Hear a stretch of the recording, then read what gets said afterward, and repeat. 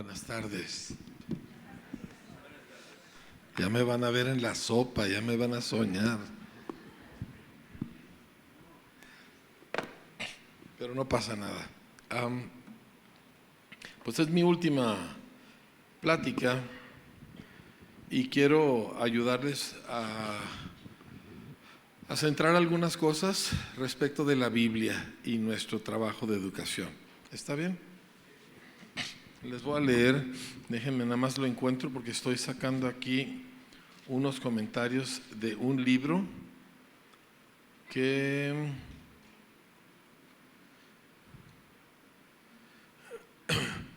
algunos valores y algunos comentarios esenciales, pero uno de la Biblia que se me hace excepcionalmente importante. Sí.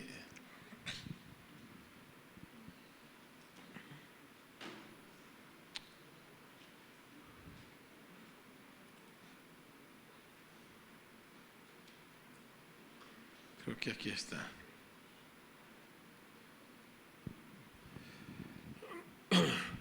Lo que les estoy leyendo, lo que les voy a leer, viene de un libro escrito por los maestros y directivos de un colegio de gobierno en Inglaterra. O sea, no es un colegio cristiano en ese sentido, ¿sí? Y la autora dice que ellos enseñan, a ver, no entiendo. Ellos enseñan la Biblia porque ellos están convencidos de que este es el libro de mayor influencia en la historia de la humanidad. Es el libro del cual se forja la cultura de Occidente que ha definido la cultura del mundo. Porque aunque los árabes y los chinos y los africanos, etcétera, queramos decir lo que queramos decir, el mundo entero funciona en base a la cultura que Occidente estableció, y esa cultura nace de la influencia de la Biblia. Simplemente, si tú estudias literatura inglesa y no conoces la Biblia, no vas a entender la mitad de lo que lees, porque hace tantas alusiones a conceptos o frases bíblicas. Es simplemente parte de la cultura. Y ella dice, para nosotros es esencial que nuestros alumnos puedan conversar inteligentemente acerca de este libro, que es el más importante de la historia del mundo. Yo leí eso y a mí me impactó que una persona agnóstica, medio atea, en una escuela financiada por el gobierno y que tiene que rendirle cuentas al gobierno, ellos tuvieran eso. Y a mí me tocó estar en una o dos clases de Biblia en los días que yo visité esa escuela. Y la escuela, cerca de la mitad de sus alumnos son musulmanes y les enseñan la Biblia. Punto. Porque tú podrás ser de Marte, pero el libro más importante en la raza humana es la Biblia y se acabó. Y si tú vas a ser un ser humano que funciona dentro de este planeta, tú necesitas saber los principios y conceptos que están en la Biblia, porque son los que rigen el planeta en gran medida, a pesar de todos los desvíos que el planeta tiene. Simplemente el hecho de que nosotros tomemos un día de descanso, ¿verdad? ¿Eso de dónde viene? Eso viene específicamente de la Biblia. Y de hecho está en todas o en casi todas las culturas del mundo. Y las culturas opresivas, una de las cosas que hacen es eliminar el día de descanso, porque le quieren sacar a sus esclavos la máxima cantidad de trabajo, ¿verdad?, que las que se les mueran en el camino. Pero entonces el punto siendo de que nosotros como creyentes necesitamos darle un lugar mucho más serio y una preeminencia mucho más fuerte al estudio de las Sagradas Escrituras, ¿sí? No solamente un estudio devocional donde yo lo leo para mi propia edificación, sino un estudio académico, la Biblia como literatura, la Biblia como libro de historia, la Biblia como base cultural del mundo en que nosotros nos encontramos. Todo esto es súper importante. Ahora, hay ciertas valores esenciales que nosotros encontramos en la Biblia y queremos nosotros hablar acerca de algunas de estas ideas o de estos valores. Ya ve que se habla mucho de valores en el mundo, ¿verdad? Y ahorita a la escuela que vaya es que hay que enseñarles valores. A mí no me gusta la palabra valores en México, porque para nosotros valores son opcionales. Nosotros decimos, ay, sí, todos deberíamos de ser pacientes. Sí, pero pues, ay, todos deberíamos de ser honestos, ¿verdad? Y ay, todos deberíamos de, pero deberíamos de, en boca de un mexicano significa no pienso hacerlo. Así de sencillo. Entonces yo no les llamo valores, yo les llamo no negociables o les llamo convicciones. Sí, porque convicciones tienen más fuerza que la palabra valores. Y nosotros lo que queremos es que nuestros alumnos tengan convicciones que no son negociables. O sea, punto. Esto nunca se pregunta, esto no se tiene que discutir, esto así es y se acabó. Como cuando los 3 amigos de Daniel que los iban a lanzar al horno de fuego, y el rey les da una segunda oportunidad para que adoren su estatua y dice, nosotros ni siquiera tenemos que hablar acerca de esto. O sea, esto ya estaba definido de antemano. Nosotros no nos vamos a postrar delante de tu estatua. Y si eso significa que ardemos, pues ardemos y se acabó. Esa clase de convicciones no son parte de la cultura nuestra. Y si vamos a cambiar nuestra cultura, esto es parte de lo que nosotros necesitamos desesperadamente establecer. ¿Cómo hacemos eso? Por ejemplo, en la casa, nosotros no toleramos la mentira. No se tolera porque no se tolera.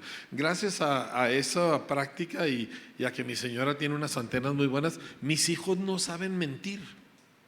O sea, aun cuando tratan, no les sale, ¿verdad? Gracias a Dios, porque la mentira no fue parte de su vida, pero eso se tiene que establecer firmemente.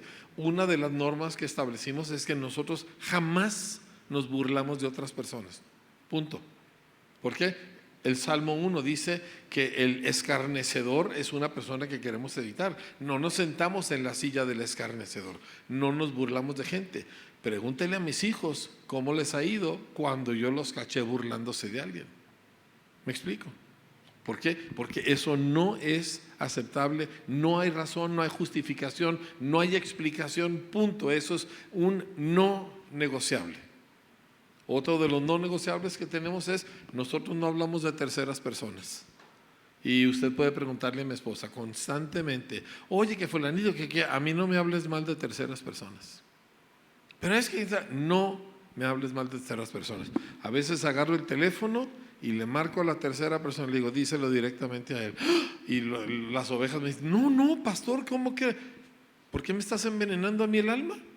Viniendo a contarme algo acerca de una persona que yo no sé si es verdad y yo no voy a hacer nada al respecto. Díselo a la persona directamente. No, pastor, ¿qué va a pensar? ¿Que eres un chismoso? Eso es lo que va a pensar. Pero este tipo de definiciones son los que forjan a nuestros hijos. Si el padre y la escuela manejan las mismas convicciones no negociables, el chamaco no va a tener para dónde hacerse. ¿Sí? Es como cuando el papá y la mamá no se ponen de acuerdo. Papá, bueno, más bien, mamá, ¿me das permiso? Claro que no, ¿verdad? Entonces va con el papá. ¿Y qué hace el papá? Papá, ¿me das permiso? Sí, mijo, dale, ¿verdad?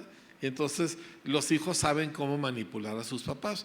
Pues si la escuela y los papás están de acuerdo en estos no negociables, el chamaco se tiene que alinear y va a funcionar aquello. Iglesia también, porque a veces las iglesias son súper pasalonas. Con tal de que la persona venga y con tal de que la persona se involucre y sirva, cualquier cosa, no, señor.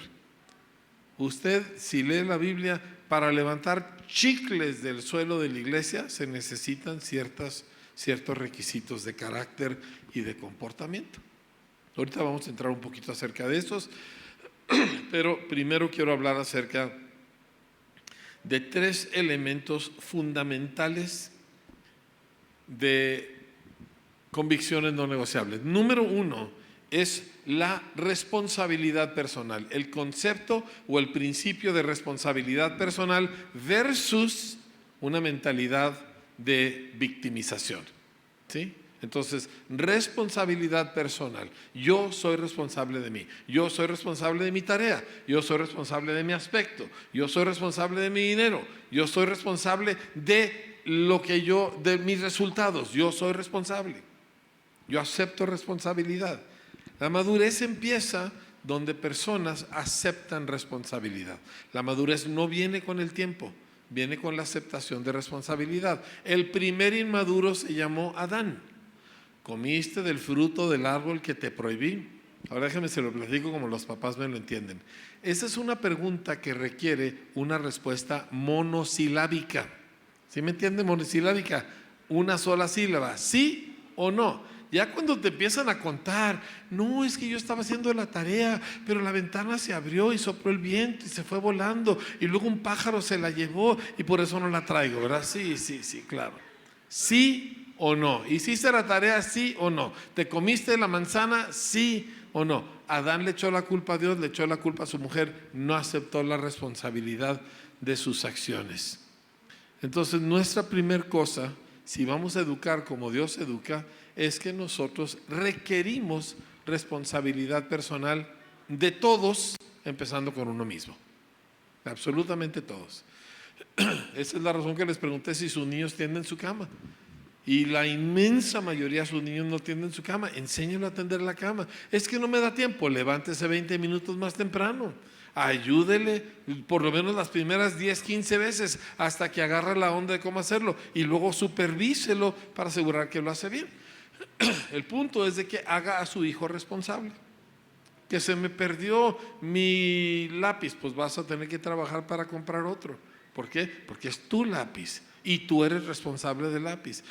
Por ejemplo, nosotros tuvimos que arreglar esto que Parral es chiquito. Llegaban a traer a los niños y luego de repente ahí venía una mamá media hora después tocando la puerta. Sí, dígame, ay, es que a mi hijo se le olvidó su cuaderno. No, señora, usted no puede traerle el cuaderno a su hijo. Su hijo es responsable de sus propios cuadernos. Ay, es que dejó la tarea en la casa. Ese es problema de él. Él va a sufrir una consecuencia por andar pajareando y no hacerse responsable de su tarea. Y hacemos responsables a los niños. Dios nos hace responsables a nosotros porque Dios nos trata con respeto. Y si yo insisto en perderme e irme al infierno, a pesar de que Dios me ama, tanto que dio a su Hijo por mí, Él me dejará irme al infierno, porque yo soy responsable. Ahora, ser víctima, pues el responsable es otro. Por eso, victimización o una mentalidad de víctima es lo peor que tú puedes darle a una persona. Es más, si la persona es efectivamente una víctima, no lo trates como víctima y no refuerces su mentalidad de víctima, aunque efectivamente sea una víctima, porque no le ayudas. Cuando tú eres una víctima, tú no tienes poder sobre tu propia vida. Pero cuando tú volteas y dices, pues yo en esto no puedo hacer nada en esto, pero esto yo lo puedo cambiar, cambia eso. Y por lo menos agarras una parte del control de tu propia vida. Entonces, responsabilidad personal es el valor número uno. Que no hiciste tu tarea, tienes este castigo. Ay, pero qué duro. Es que tú escogiste no hacer la tarea. No, es que llegó mi tía. Sí, pero tú escogiste jugar con tus primos en vez de hacer la tarea. Esa fue una elección. Esa elección tiene ciertos resultados. Esos resultados tienen ciertas consecuencias. Tú puedes escoger tu acción. Dios te ha dado libre albedrío, pero no puedes escoger la consecuencia. Esa no te toca a ti. ¿Sí me explico? Entonces, esa es parte de lo que hacemos nosotros en la escuela. El salón, nosotros tenemos, ¿verdad?, gente de limpieza, pero cada grupo que sale tiene que dejar su salón recogido. No puede dejar un batidero y papeles y libros. No, señor. Ustedes son responsables de este salón y tenérmelo en orden. ¿Por qué? Porque este es el ambiente de ustedes aprenden. Y una vez que eso sucede, entonces aquí, y no es el punto, pero es un resultado, vamos forjando lo que se llama músculo de trabajo. Y la razón que la mayoría de la gente no triunfa en la vida no es por falta de oportunidades, sino porque toda oportunidad significa trabajo. Y la manera que oportunidades se convierten en realidades es con una friega de trabajo. Ay, disculpe la terminología, pero así sí me entiende, ¿verdad? Te metes una friega de trabajo, trabajas de 5 a 9 en vez de 9 a 5, lo que se tenga que hacer y lo sacas adelante. Nosotros hacemos eso en la escuela. Entonces este es el trabajo que hay que hacer. Ay, no es demasiado. Este es el trabajo que hay que hacer. Si no lo haces, te lo voy a duplicar. Y al día siguiente no lo hizo, tienes el doble de trabajo. Pero es que no es justo. Tienes el doble de trabajo. Si me discutes una vez más, te lo triplico. Es que le voy a decir a mi papá, triple o si no, no vuelves a la escuela. ¿Le seguimos? Esto nos va a llevar a otro punto, pero ahorita lo que quiero enfatizar es que cuando obligamos a nuestros muchachos a trabajar cuando no quieren, le pierden el miedo al trabajo. Y entonces cuando llegan a un trabajo, llegan a un desafío, ya te caché, ya sé lo que estás hablando y pensando porque estoy entrenado para eso, estoy leyendo tu mente, ¿sí? Trabajo es inevitable, ¿sí? Y vas a tener sexo e hijos y es más trabajo, ¿verdad? ¿Sí o sí? Tienes hijos, ya no traes dinero, ¿verdad? Tienes hijos, tienes responsabilidades. Tienes hijos, una noche de placer, 20 años de responsabilidad. Es una friega. Así es. Pero el punto es que le pierden el miedo al trabajo. Y cuando un muchacho le pierde el miedo al trabajo, porque ya sabe que no se va a escapar del trabajo. Miren, mi hijo, el pequeño, el guapo, ¿verdad? Como chiquito, ustedes saben que los chiquitos siempre hacen horrores, ¿verdad? ¿Sí? Y entonces no hacía la tarea. Y cuando tú no haces la tarea completa en mi escuela, te ponen un 0 y la tienes que volver a hacer al día siguiente. Como si no hubieras hecho nada, la tienes que volver a hacer. Y entonces Marcos me llegaba el cuaderno con 0 y 0 y le decía, eres una bestia, le decía. De todos modos tienes que hacer el trabajo, pero tú tienes que sacarte un 0 y de todos modos lo hiciste y lo hiciste al doble, le dije. Hazlo a la primera y deja de sufrir. Pero una vez que ya no pudo escaparse y no pudo evadir el trabajo y no lo pudo evitar, no le tiene miedo al trabajo. Entonces te presenta una oportunidad y esa oportunidad significa que tienes que hacer esto y esto y esto y aquello y organizarte y moverle y no te da miedo y triunfas. ¿Sí? No es suerte. El Salomón escribió y dijo, tiempo y oportunidad nos acontecen a todos, pero no todos le entramos porque es mucho jale. Ok. La segunda cosa le llamamos el deber. ¿A qué me refiero con el deber? No estoy hablando de que tengo que hacer esto, tengo que hacer aquello. No. Estoy hablando de que yo me debo a ustedes. O sea, mi vida, mi capacidad, mi fuerza, mi talento, etcétera, como ser humano, es mucho mayor a mi necesidad personal. ¿Me explico? Entonces, todo ese excedente de capacidad es para el beneficio de los que me rodean. Yo me debo a los demás. Esto es un valor fundamental. Entonces, imagínense la tragedia de una cultura que estudia para conseguirse un trabajo que paga bien. ¡Qué estupidez! Porque está pensando como un esclavo. Y así es como piensa todo el mundo. No, ahorita estudia esta carrera porque ahorita tiene mucha demanda y estudia esto porque esto es muy bien pagado. Uno no estudia para trabajar para ganar dinero. Escúcheme bien, si usted no vuelve a trabajar el resto de su vida, usted no se va a morir de hambre porque este es un país generoso. Es más, usted va a comer refresco y chetos toda su vida y todo lo que quiera y dulces porque este es un país generoso. Es más, yo he visto un montón de limoneros gordos, ¿sí o no? Entonces no me va a decir que usted no necesitas trabajar para que tus necesidades sean suplidas, porque Dios hizo un planeta generoso. Dios es un Dios de abundancia. Yo tengo pleito con los economistas porque mis últimos 2 directores, su carrera fue economistas y la definición de economista es la administración de la escasez. Le dije, pues discúlpame, pero perdóname, pero cámbialo, porque nosotros creemos que en la administración de la abundancia es diferente. Pero este mundo es un mundo muy abundante y México es un país impresionantemente generoso. Nadie se muere de hambre en México. Así que no tienes que trabajar si no quieres. Se trabaja para producir. Escúchenme atentamente. ¿Cuál es el primer mandamiento de la Biblia? Cronológicamente hablando, ¿cuál es el primer mandamiento? Cronológicamente, escúchenme la pregunta. Cronológicamente, es decir, en orden de tiempo de cuándo se dio, ¿cuál es el primer mandamiento de la Biblia? Fructifiquen. ¿Qué significa fructifiquen? Fructifiquen significa produzcan algo que alguien más se va a comer. Porque eso es lo que es un fruto, ¿no? ¿Un árbol de mangos se come sus propios mangos? No. ¿Quién se los come? Alguien más, pero no el árbol. Y la primer cosa que Dios le ordena a la raza humana es: produzcan algo para consumo ajeno, produzcan algo que alimenta a otro, produzcan algo que edifica a alguien más. Yo volteo y veo a los cristianos, y yo tengo mis conflictos con los cristianos, yo tengo buenos y serios pleitos con los cristianos, ¿sí? ¿Por qué? Porque yo no soy cristiano. Es un apodo que nos pusieron hace 2000 años. Yo soy un discípulo de Jesús de Nazaret. Me dicen cristiano, también me dicen a veces aleluyo, a veces me dicen hermano, a veces me dicen chiva prieta, ¿me entiende? De todo tipo de cosas. Pero yo lo que soy es un discípulo de Jesús. Y yo no me llevo bien con los cristianos, porque inventan cada cosa y luego se la achacan a Dios. ¿Sí me explico? Como todos los milagreros, ay, que haces milagros. Y a los cristianos les encantan los milagros. Y oyen de que allá en quién sabe dónde hay un youtubero que hay un milagro y ya van todos a verlo. Tienen muy malas costumbres los cristianos, la mera verdad.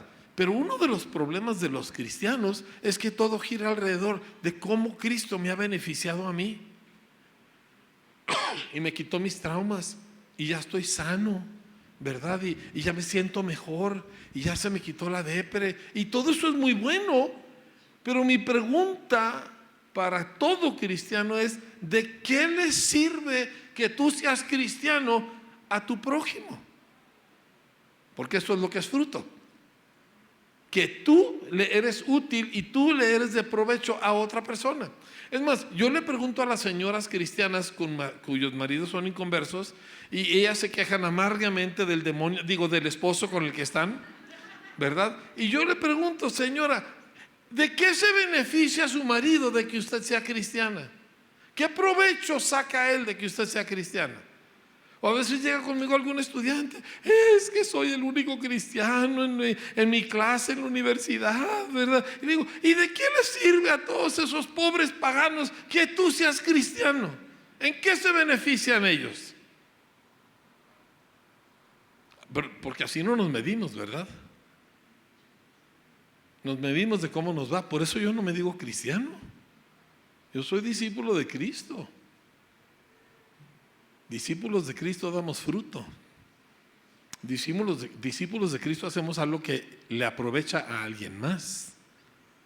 Eso es fruto. Y Jesús dijo que hay 3 tipos de semilla que no dan fruto: la que cae en el camino, porque ni le entiende, ¿verdad? La que cae en tierra pedregosa, porque no echa raíz, y la que cae entre espinos. Y la versión de la Biblia en mensaje actual dice: esa es la gente que oye el mensaje pero no deja que el mensaje le cambie la vida. Solo piensan en lo que necesitan, en cómo ganar dinero y en cómo disfrutar de esta vida. No dan fruto. Yo cuando leí eso dije: pues así piensan todos los cristianos que yo conozco. Piensan en lo que necesitan, en cómo ganar dinero y en cómo disfrutar de esa vida. Y Jesús dijo: esa gente no da fruto, no sirven, porque nadie saca ningún provecho de su cristianismo. Entonces nosotros necesitamos entender y luego educar a nuestros hijos en el sentido de que yo me debo a los demás. Mi talento, es más, mi esposa, porque mi esposa, todas las esposas regañan, ¿sí o no? ¿Sí? Señoras, ¿regañan, sí o no? ¿Y sabe con qué descaro me contestan? Las señoras dicen: lo hacemos por su bien. Así él hace. Y mi esposa me regaña porque a mí me gusta mucho leer y estudiar y saber cosas. Y dice: ¿de qué te sirve leer todo eso si no se lo compartes a nadie? Unas pedradotas que me dan en mi casa. Entonces mi pregunta para nosotros es eso: o sea, tú estás viviendo tu vida, tu educación, tu capacidad, tu vida espiritual, tu relación con Cristo, para que a alguien le sirva de algo. Nosotros acabamos de hacer un evento la semana pasada en Parral, donde trajimos una educadora del extranjero. Es preciosa persona ella, y es una doctora y es una cosa fuera de serie. hicimos una convocatoria a la ciudad para que todos los maestros de la ciudad que quisieran vinieran a un lugar muy bonito. Iba a haber café y todo y no cobramos nada. Y no lo anunciamos como evento cristiano, no lo anunciamos como evento de nuestra escuela. Simplemente hicimos esto y se deja venir una cantidad enorme de maestros de toda la ciudad, incluyendo los directores del CONALEP y de la Normal y así por el estilo. Y les fascinó la conferencia. Y cuando me platicaron, porque yo no estaba en Parral, cuando me platicaron, me dio un gusto porque dije, eso, la iglesia debe de ser de provecho para la comunidad. La iglesia debe de darle algo de bien a la comunidad, no nada más a sí misma. Así que nosotros vamos con jóvenes y limpiamos parques, porque la comunidad debe de sentir, qué bueno que hay cristianos. ¿Me entiende? Ahorita estamos un grupo de maestros y muchachos de preparatoria, están alfabetizando a niños tarumaras en una orilla pobre de la ciudad. Y yo pensé, qué padre. ¿Por qué? Porque entonces la gente voltea, y aunque a lo mejor no se congregan con nosotros, pero dicen, qué bueno que ustedes están aquí en Parral. ¿Cómo nos ayudan? Entonces vuelvo a la pregunta, ¿de qué le sirve a otra persona? ¿En qué se beneficia el inconverso que se sienta a tu lado en el trabajo o en la escuela? ¿En qué manera se edifica la vida de ese vecino que tú tienes que no sigue a Cristo? Y si tu respuesta no, entonces tú no estás caminando dando fruto. Y el deber no se entiende como la obligación, sino yo me debo a ustedes.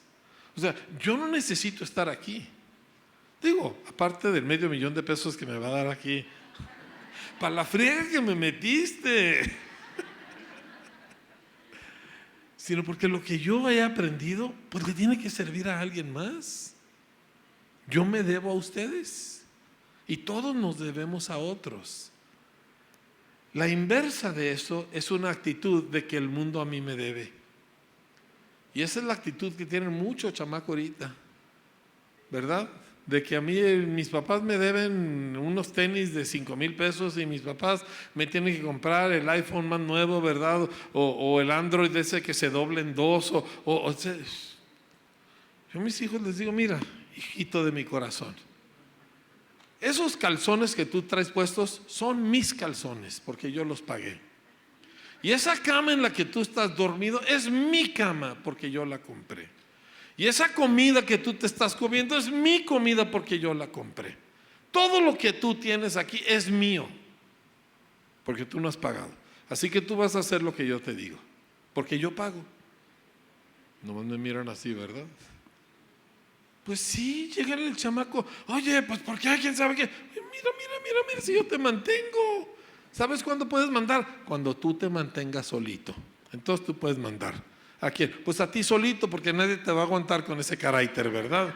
Pero bueno, ese es otro tema. El asunto es de que nos debemos a los demás. Ahora, yo me encanta bendecir a mis hijos y me encanta bendecir a mi iglesia y me encanta hacer cosas así. Yo procuro desde hace muchos años siempre cargar conmigo una bolsa de dinero, una bolsa de cambio. ¿Por qué? Porque siempre hay hondureños y nicaragüenses pidiendo dinero en las esquinas y yo quiero tener algo que darles.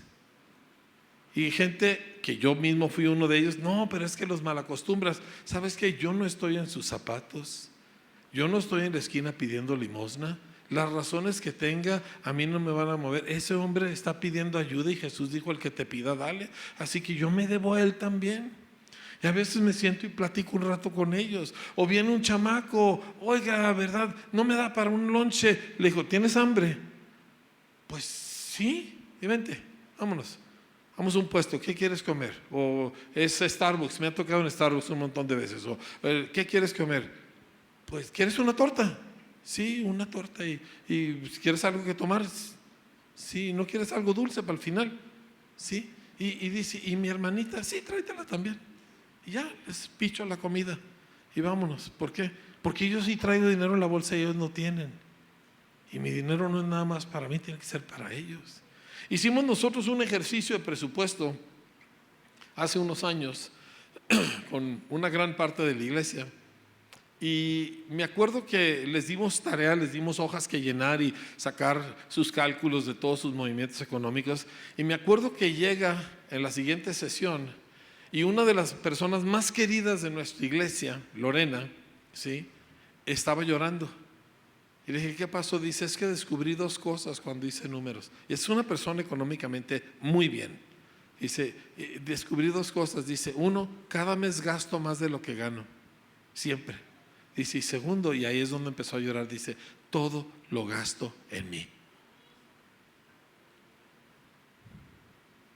Qué vergüenza. ¿Por qué cree que yo no me quiero decir cristiano? Porque tienen muy malos hábitos.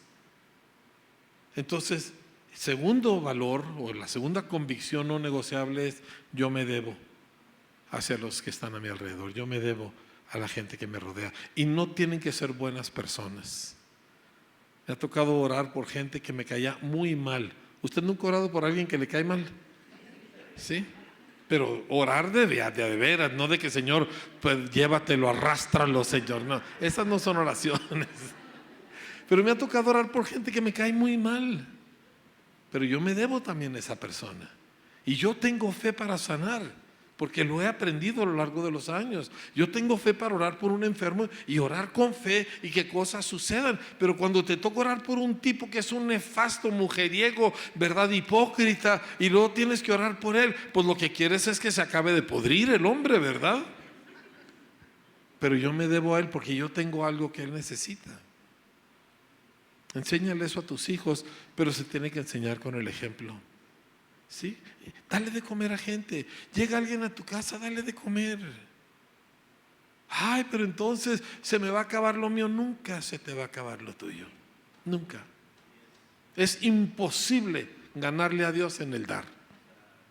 ¿Sí? Entonces, este es un segundo valor o una segunda convicción no negociable. La tercera se llama autoridad. El beneficio de la autoridad. Ahora, estoy hablando a una nación rebelde. Los mexicanos no obedecemos casi a nadie. Cada quien hace lo que quiere, cuando quiere, como quiere. Cada quien construye, y si no me dan el permiso, para eso son las mordidas, para conseguir lo que yo quiero. ¿Me entiendes? Y si te para un tránsito, pues hay una lanita, y etcétera, etcétera. Pero Dios es autoridad suprema y absoluta, y luego Él delega autoridad. Y parte de la formación de nuestros hijos es que se acostumbren a obedecer. Eso no significa que no piensan, pero que se acostumbren a obedecer. Y que cuando hay una autoridad que te dice, mira, vamos a hacer esto, si no contradice lo que Dios dice, hazlo. Y hazlo de buena gana. Y eso va también para nosotros los adultos, porque mira, llegamos a la iglesia y alguien se sentó en mi lugar. De veras, está tatuado tu nombre ahí en el asiento. Pero nos enojamos, nos dice el pobre decán, por favor estaciónese aquí. ¿Por qué me está mandando? Nomás por estaciónese aquí para que los demás también se puedan estacionar. Autoridad es buena. Y sin autoridad el mundo sería un caos. Pero autoridad no se puede imponer a la fuerza. Se tiene que aceptar. Entonces enseñamos a nuestros alumnos a respetar la autoridad, pero necesitamos hacerlo nosotros también. Entonces, cuando tú llegas con un tránsito, buenos días, oficial. ¿Sí? Dígame, ¿qué pasó? Cuando tú llegas a una escuela, cuando tú llegas a un negocio, le hablas a la persona de usted. ¿Por qué? Porque no lo conoces todavía, para tutearte. Y tú respetas la autoridad. Tú hablas con un doctor y te dice, vaya, hagas este estudio y tomes esta medicina. Hazlo. No hagas como mi abuelo, que compraba las medicinas y las guardaba y sentía que le hacían provecho por estar guardadas en el botiquín. Hazle caso. Voltea con tu vecino y dile, hazle caso. ¿Sí?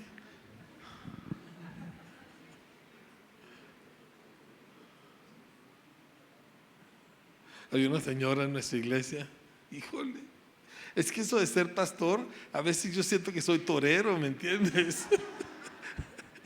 y el marido inconverso y ella la cristiana, ¿verdad? Con la gloria y todo lo habido y por haber. Y el marido ya no hallaba qué hacer con esta mujer. Y un día voltea y le dice: pero acaba de hacerme caso, mujer. Ah, no, yo soy cabeza y no soy cola, estoy por encima y no debajo. No.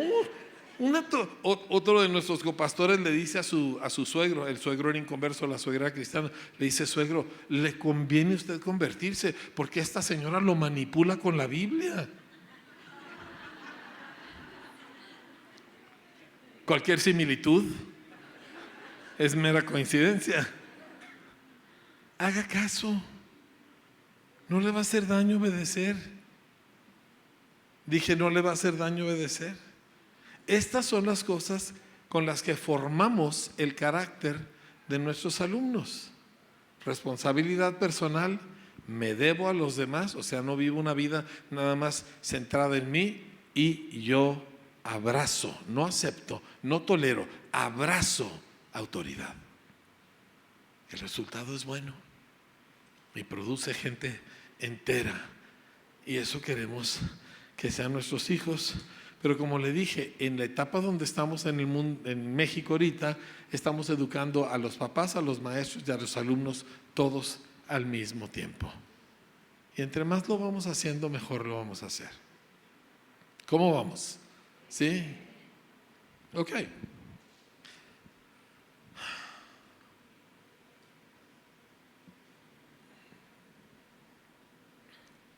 Déjeme termino con algo bíblico para que volvamos a donde empezamos, que este libro es la base de todo.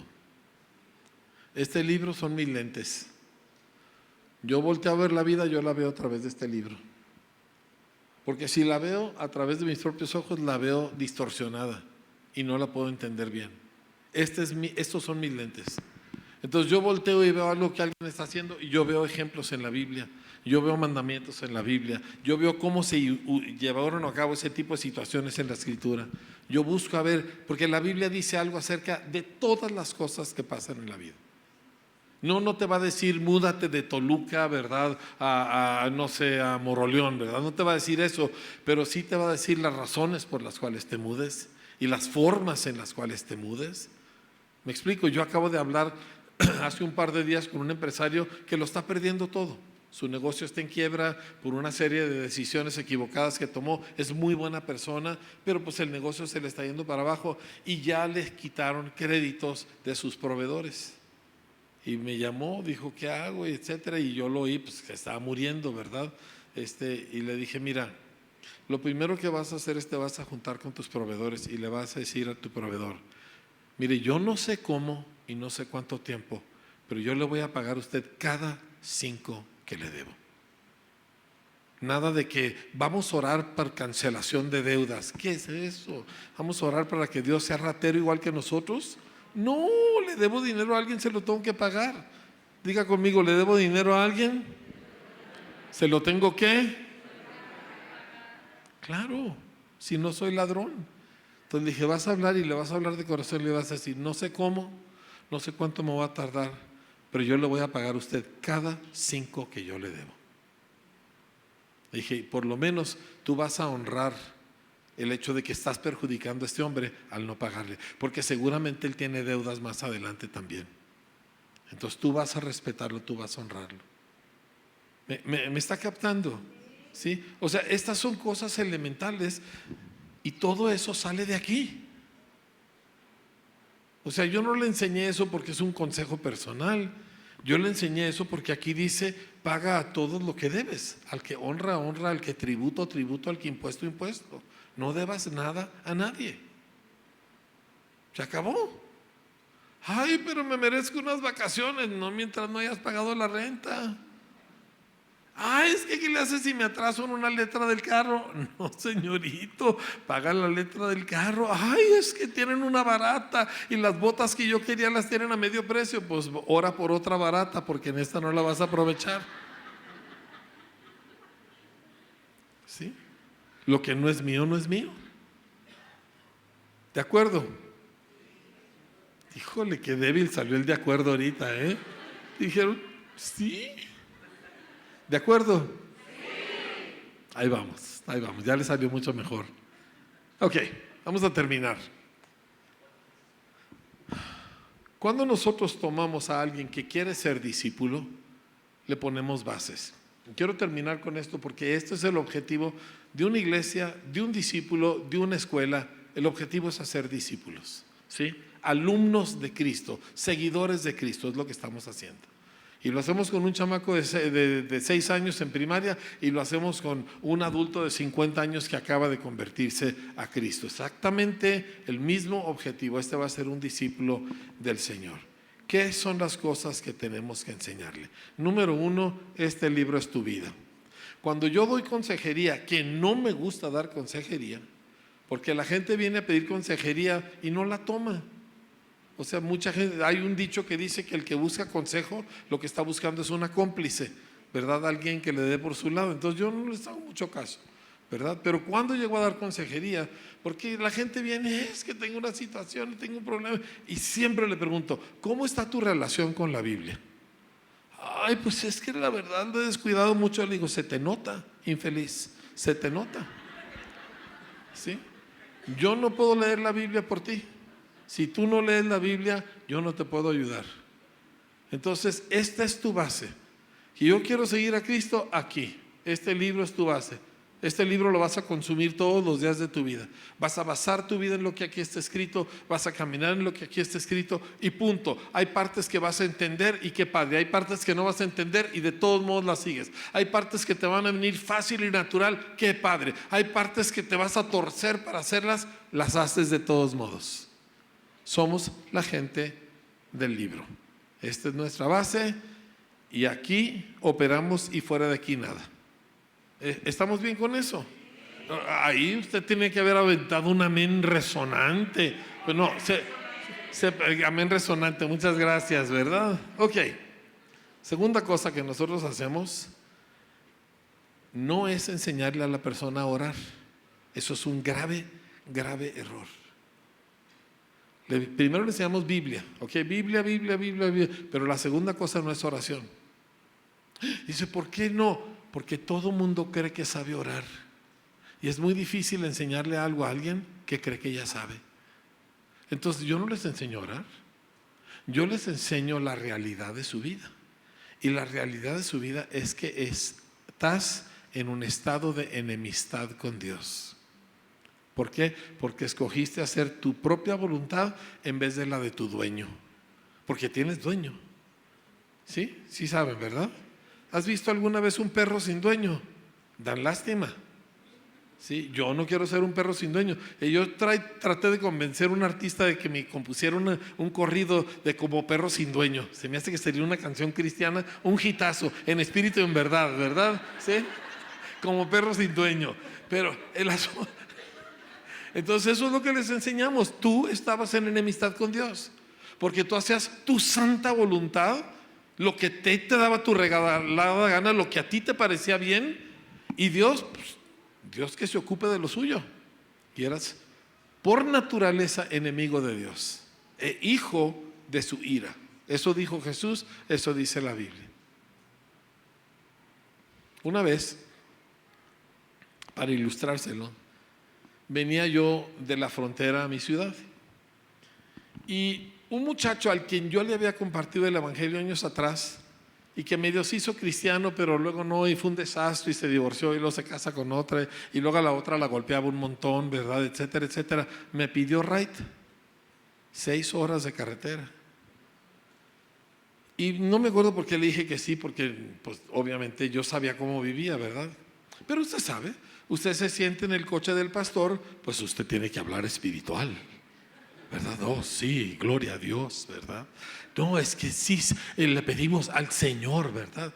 Y yo volteé y le dije, ¿cómo te atreves tú a poner el nombre del Señor en esa boca cochina que tú tienes? Y vamos, en mi carro, yo manejando a 120 por hora, ese desgraciado nos iba a bajar. ¿Que tú crees que yo no sé lo que le haces a tu esposa? ¿Tú crees que yo no sé las palizas que le metes, sobrina de un miembro de mi iglesia? ¿Que tú crees que yo no sé la clase de vida que vives y las drogas que te atacas? Le dije, ¿cómo diantres le vas a hacer para que Dios no te mate y te refunda a ti en el infierno? Eso es lo que tú tienes que preguntarte. No, que quién sabe qué es, que no era mi intención. Le dije, tú, y me lo puse como chancla. Y empezó a llorar. Le dije, ¿cómo vas a hacer que a Dios se le quite el coraje por la desgracia de vida que tú vives y por la desgracia de matrimonio que tú has producido? ¿Cómo le vas a hacer para que Dios se le quite la furia que tiene contra ti por lo que tú le haces a esa muchacha? Y ya para entonces estaba llorando. Y ya cuando yo vi que el chavo finalmente captó que él era un infeliz desgraciado, le dije, esa es la razón que Dios mandó a asesinar a su hijo, para poder perdonar a desgraciados como tú y yo. Esto no es un programa de automejoramiento espiritual. Esto es gente que merece hervir en el infierno y que Cristo dijo, no, yo me he hecho ese castigo encima para salvarlos a ellos. ¿Me estás captando? Esto es lo primero que nosotros enseñamos. Tú no tienes nada con Dios. Nunca has tenido nada con Dios. Dios me ha hecho muchos milagros. Dios es muy bueno y hasta las bestias del campo alimenta. Pero eso no significa que Dios aprueba de tu vida. Tú no tienes absolutamente nada que ofrecerle a Dios más que una vida cochina. Y esto es lo que Cristo hizo para poder tomar a alguien como tú y a alguien como yo e incluirlo en su familia. Y les enseñamos la cruz, les enseñamos el horror del sacrificio de Jesús y luego les enseñamos el nuevo nacimiento. Tu pecado, tu condenación, tu destino eterno en el infierno, la obra del amor, del sacrificio de Jesús y el resultado del nuevo nacimiento. Y entonces le empezamos a enseñar a orar. Cuando ya sabe que él no tiene ningún derecho a orar por sí mismo, ni por su necesidad, ni por sus sentimientos, sino por la sangre derramada de Jesús. Ahora sí puedes orar. Y cuando tú vengas a orar, no vengas y digas, es que Señor, tú sabes que era toda mi intención. Tú ven y di, Señor, Jesús merece que tú me escuches. Jesús sufrió para que tú me atiendas. Vengo en el nombre de Jesús, no en mi propio nombre. Así sentamos las bases de un discípulo. Y ese discípulo ahora sí tiene altas probabilidades de seguir y servir a Cristo toda su vida, porque ya le pusimos bases verdaderas. ¿Me entiendes? Es que si nosotros nos dejamos llevar por un cristianismo basado en nuestros sentimientos, vamos a hacer una cantidad inmensa de babosadas, la mera verdad. Y vamos a hacer una vergüenza para el Evangelio. Pero si nos detenemos y le prestamos atención a este bendito libro, entonces vamos a entender la realidad de las cosas. Y te digo algo, cuando finalmente entiendes que toda tu vida antes de Cristo era un desperdicio total y no tiene nada de bueno que sea rescatable para Dios. Dice, pero yo no hice puras cosas malas. Sí, pero ninguna de ellas te puede salvar. Ninguna de ellas tenía valor eterno. Cuando tú finalmente entiendes que no hay nada allá atrás entre Dios y tú, y que tu vida empezó el día que tú te rendiste a Cristo, ahora puedes recibir toda la plenitud de la nueva vida en Cristo. Pero mientras tú te aferras de que yo no andaba tan mal, y de que yo estaba con Dios, y de que Dios a mí me hacía muchos milagros, y de que yo siempre le pedía a Dios, mientras tú te aferras a que algo del pasado servía, nunca puedes entrar en toda tu herencia ahora en Cristo. Tienes que perder aquello para recibir esto. O sea que no lo hacemos por... Yo sé que yo hablo fuerte y medio parece que quiero asustar, pero no es eso. Es que la persona que se aferra ahí atrás nunca entra aquí a lo de Dios, a lo bueno. Nunca experimenta los dones del Espíritu. Nunca experimenta una fe que puede sanar a un enfermo. Nunca experimenta una vida santa. Nunca tiene victoria. Nunca puede tener un buen matrimonio porque está aferrado a que él no era tan malo. Pues yo también conozco gente que era peor que yo. Me daba mucho consuelo en su momento, ¿verdad? ¿A poco no conoces a alguien peor que tú? ¿A poco no te da confort? ¿Nunca te ha tocado que alguien viene y te trae a un amigo y te dice, háblale de Cristo? Él sí necesita. ¿Y tú? Pero en el momento que tú volteas y dices, nada de eso. Mire, yo fui un niño muy religioso. Yo me iba a los 6 años de edad, caminaba 1,5 kilómetros para irme a misa de 6, solo. Me quedaba a misa de 7 y luego a misa de 8 y de ahí me iba al colegio de monjas. A los 6 años de edad. A veces levantaba a mi hermano mayor, que me lleva 1 año, y me lo llevaba a misa conmigo. Dices, ¿por qué hacías eso? No sé, pero lo hacía. 3 años estuve en un internado salesiano. Todos los días misa, todas las noches rezos, cada mes o cada mes y medio retiros, todo el tiempo. Yo conozco lo que es religión y Dios y decirle. Y yo nací de nuevo el 28 de enero de 1980. De ahí para atrás, yo no tenía nada con Dios. A pesar de toda mi experiencia religiosa, yo no tenía nada con Dios, nada de aquello cuenta.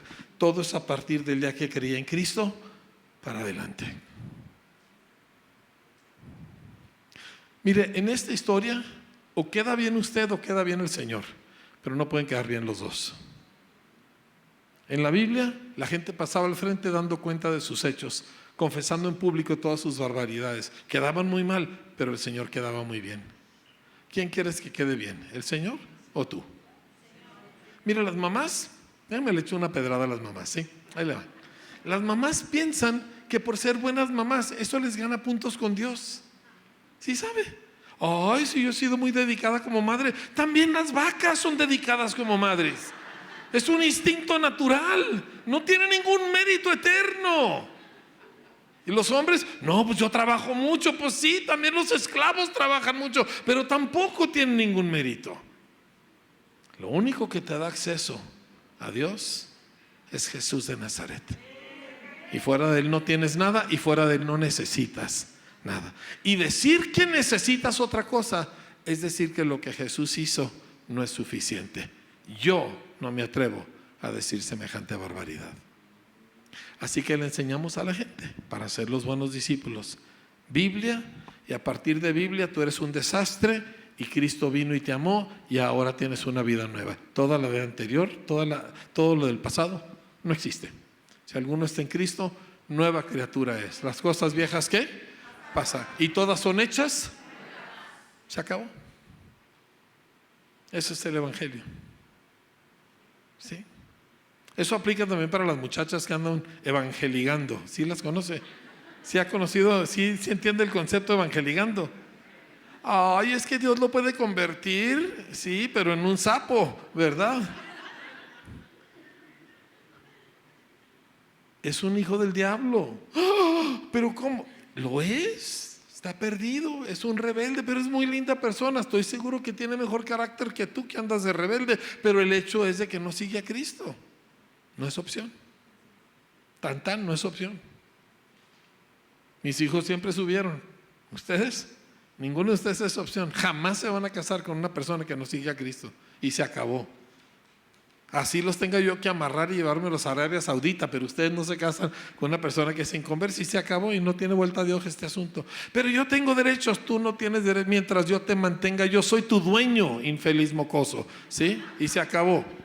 Y todos están casados con cristianazos. Y todos aman al Señor y todos sirven al Señor. Pero usted habla con cualquiera de mis hijos que crecieron en la casa de un pastor y todos le van a decir, antes de Cristo yo era un desastre. Y no tienen mi historial de maldad. Pero sin Cristo, aunque seas hijo de pastor, estás perdido.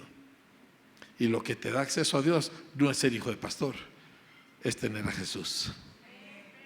No tiene vuelta de hoja, ¿verdad? Entonces vamos a ser discípulos de los chiquitos, de los medianos, de los grandotes. Vamos a ser discípulos a la gente, seguidores de Cristo. Y el Señor nos va a respaldar cañón en esto. Sobres.